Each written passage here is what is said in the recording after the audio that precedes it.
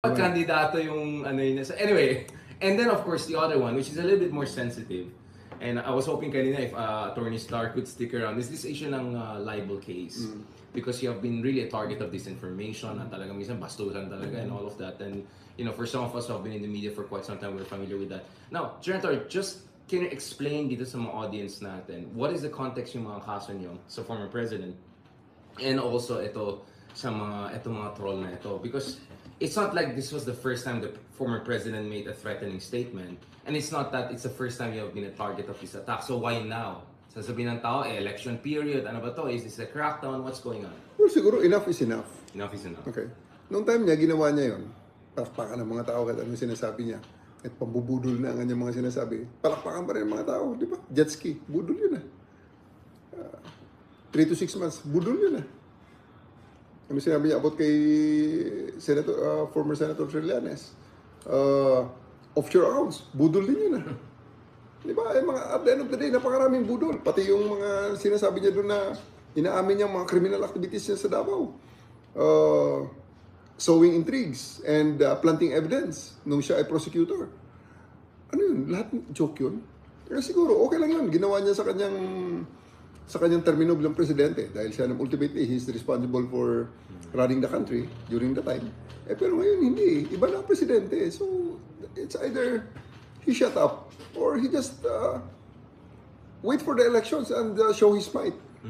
But rallying our people in the wrong direction, using the false pretenses, na parang bang rally the public using false pretenses, parang foul naman yun because, you know, the freedom of speech is not absolute and it has to be tempered and done within the limits of the law.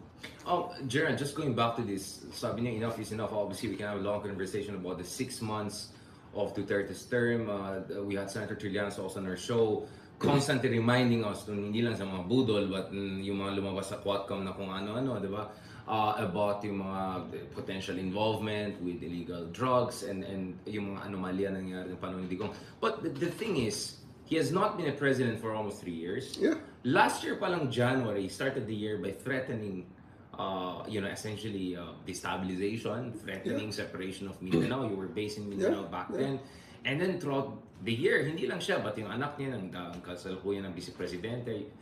I don't know how you want to put it, a conditional assassination threat. It doesn't work that way.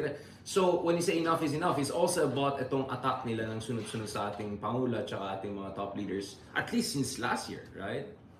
Alam mo kasi, Richard, yung limits ng decency naman, universal yan Yung limits ng decency lang, especially among leaders, especially among people na marami ang naniniwala.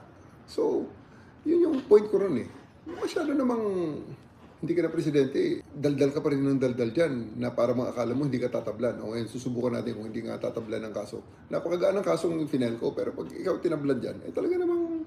What is your case again, just to remind for people who know... Unlawful utterances.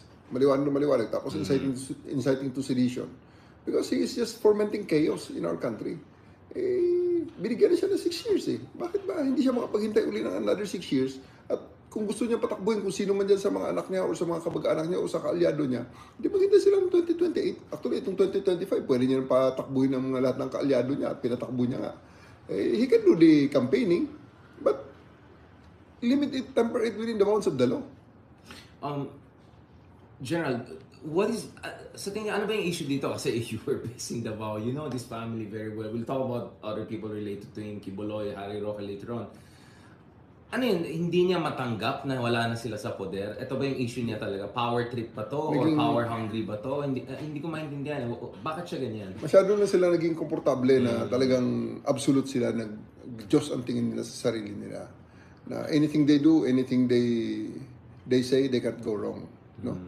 Pero hindi ganun may mga taong hindi naman lahat nasisiyahan syempre may butante nga ang mga kalaban nila sige sabihin natin na palagi silang panalo pero tingnan mo nga naman yan bakit hindi niya patakbuhin ang sarili kung talagang malakas sila bakit kailangan ang tatay mismo ang tatakbo laban dun sa pagka-mayor matanda na nga siya di ba patakbuhin yung mga anak niya para malaman natin kung talagang tanggap nga ng buong Davao City ang pamilya niya. Wala ba siyang confidence sa kanyang mga anak na mananalo ang mga anak niya? Pag, Mukhang wala eh. Mukhang wala eh. Di ba? So, diyan pa lang, sa puntong yan, medyo makapag-isip na tayo na something's wrong. He has to put his own house in order first before he start fomenting chaos dito sa other parts of the country or the whole country in itself. So can you say, I mean, to use their favorite term, destabilizer na ba ang mga Dutertes, basically? I mean, that's the term they used to, deploy against any critics back in the day. Yan kasi mga terms na wala namang legal definition. Walang legal basis, but I'm Ayan, opinions yan, opinionated. So at this point, I do believe that my opinion does not matter. Ang sa akin lang tinitingnan dito, no, final ko ang kaso, I saw a violation of law. So yun lang basihan ko, I saw a violation of law.